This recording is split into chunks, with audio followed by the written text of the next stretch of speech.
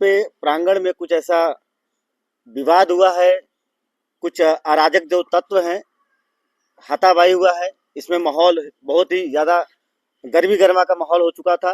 तो मैं जानने का प्रयास करूंगा कि ऐसा क्या मामला हुआ, इससे माहौल वहाँ का बहुत ही ज़्यादा खराब हो चुका है और वहाँ पे पीएससी की जो टीम है वहाँ पे लगी हुई है। तो मैं जानने का प्रयास करूंगा क्या हुआ था, अपना परिचय के साथ। मैं दिनेश देव राजभर, वाराणसी मंडल प्रमुख महासचिव सुहलदेव भारतीय समाज पार्टी। और जैसा कि आप कह रहे हैं, बता रहे हैं, पूछ रहे हैं हमसे, तो मैं बताना चाहता हूँ ये पूरे प्रकरण को कि आज राष्ट्रवीर महाराजा सुहलदेव का जन्मोत्सव था और पूरे आज जो हुआ है प्रांगण में दो पक्षों के बीच में, उस पे आप अपनी बात रखी। देखिए, हमारे कार्यकर्ताओं के द्वारा, हम लोगों के द्वारा, हम लोग माल्यार्पण करने के लिए महाराजा सुहलदेव की प्रतिमा पर भव्य रूप से माल्यार्पण किए। अपने पूरे दल बल के साथ हम लोग पहुंचे थे। माल्यार्पण करके हम लोग वापस आए, लेकिन कुछ कार्यकर्ता हमारे वहीं पे रह गए।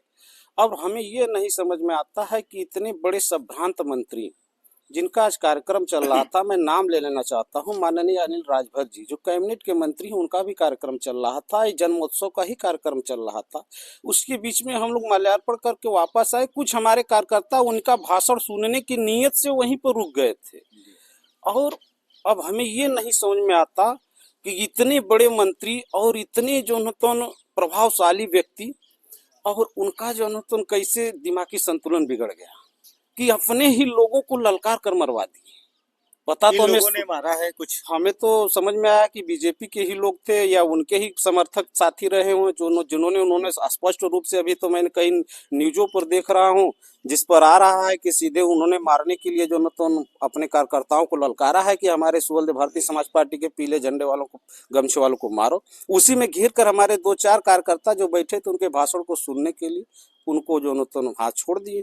तो ये तो बहुत बड़ी विडंबना है कि उनका दिमागी संतुलन कैसे बिगड़ गया। जैसे अभी आपके जो भी पार्टी के जो पदाधिकारी हैं, उनको वहाँ पे जो भी मारा पीटा गया, आप लोग क्या आगे उनको किस तरह के न्याय दिलाएंगे आप?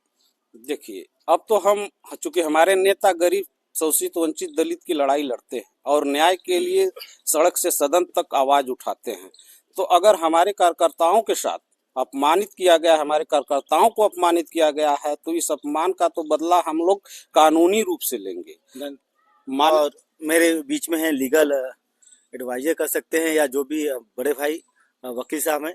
मैं चाहूँगा कि आप, क्योंकि जो प्रकरण चला है अभी आज करीब 1-1.5 घंटा पहले, तो आप इस पर क्या कहना चाहेंगे? क्योंकि आप इस पार्टी के एक लीगल एडवाइजर भी हैं, वकील साहब भी हैं, तो अपना पक्ष रखिए।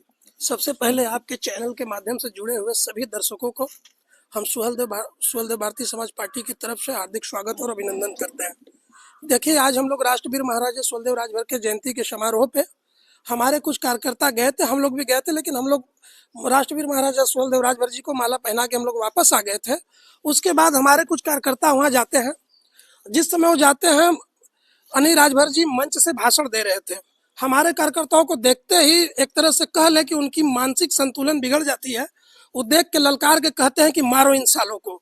उनके ललकारने पे उनके जो निजी कुछ लोग हैं जो उनके समर्थक हैं, हमारे कार्यकर्ताओं को मारते हैं। उनके मारने पीटने से हमारे कार्यकर्ता के जो दांत में चोट आ जाती है। संवैधानिक पद पे रहते हुए इस तरह का अभद्र भाषा कैबिनेट मंत्री जी के द्वारा।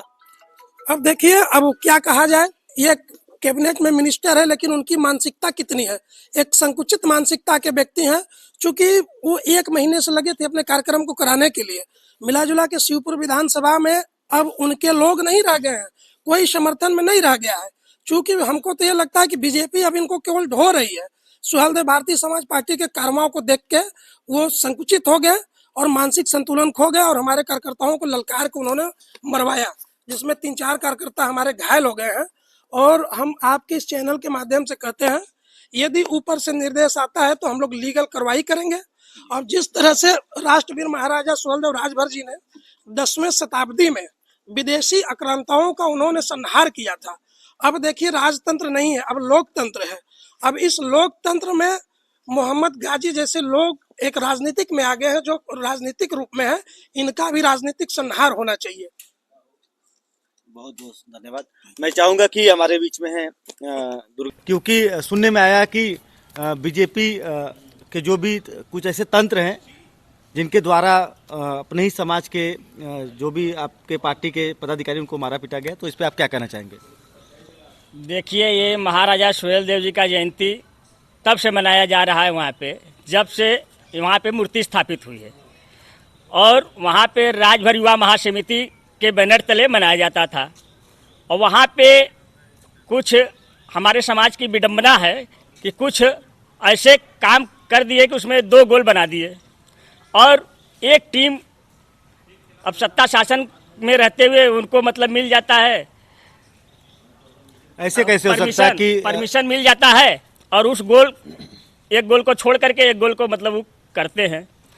और सुहेलदेव भारतीय समाज पार्टी जब से बनी है तब से विगत वर्षों से हर जयंती पे हम लोग वहाँ पे माल्यार्पण का कार्यक्रम सुहेलदेव भारतीय समाज पार्टी द्वारा होता है। और वहाँ पे चाहे कोई भी मुख्य अतिथि, राजभर युवा महासमिति में कोई भी मुख्य अतिथि हो रहता है, लेकिन हम लोगों का काम अपना माल्यार्पण करके हम लोग सुरक्षित सभी लोग अपने अपने गंतव्य को चले जाते हैं। जैसे इस बार भी हुआ, हमारे नेतृत्व में, हम लोग के नेतृत्व में हमारे जिले के मंत्री प्रतिनिधि रमेश राजभर जी और हमारे प्रदेश के नेता नित्यानंद पांडे जी, मंडल प्रमुख महासचिव दिनेश देव राजभर जी, छप्पर राजभर जी, महानगर अध्यक्ष जागेश्वर राजभर जी और महानगर महिला मंच रेणु राजभर जी, तमाम साथियों के साथ हम लोगों ने इस बार भी अपना माल्यार्पण वहाँ पे किया, और हम लोग वहाँ से माल्यार्पण करके सुरक्षित हम लोग फिर अपने चले आए हम लोग अपने कार्यालय पे। लेकिन बाद में पता चला कि मंत्री जी ने ऐसे ऐसे बोला है, जो मीडिया पे चलने लगा, तो मंत्री जी का मानसिकता खो गया है, विनाश काले विपरीत बुद्धि। और मैं तो कहना चाहता हूं मंत्री जी को इस मैटर पे बीजेपी के बैनर तले आकर के उनको माफी मांगना चाहिए पूरे समाज से, क्योंकि उन्होंने ऐसा कृत्य किया है कि पूरा बीजेपी को और पूरे समाज को शर्मसार करने का जो काम किया है, उनको आकर के पूरे समाज के सामने माफी मांगे सार्वजनिक रूप से, नहीं तो समाज उनको दुत्कारेगा, तो फिर कहीं के नहीं रह पाएंगे। ये मेरा कहना है। चलिए, धन्यवाद। और मैं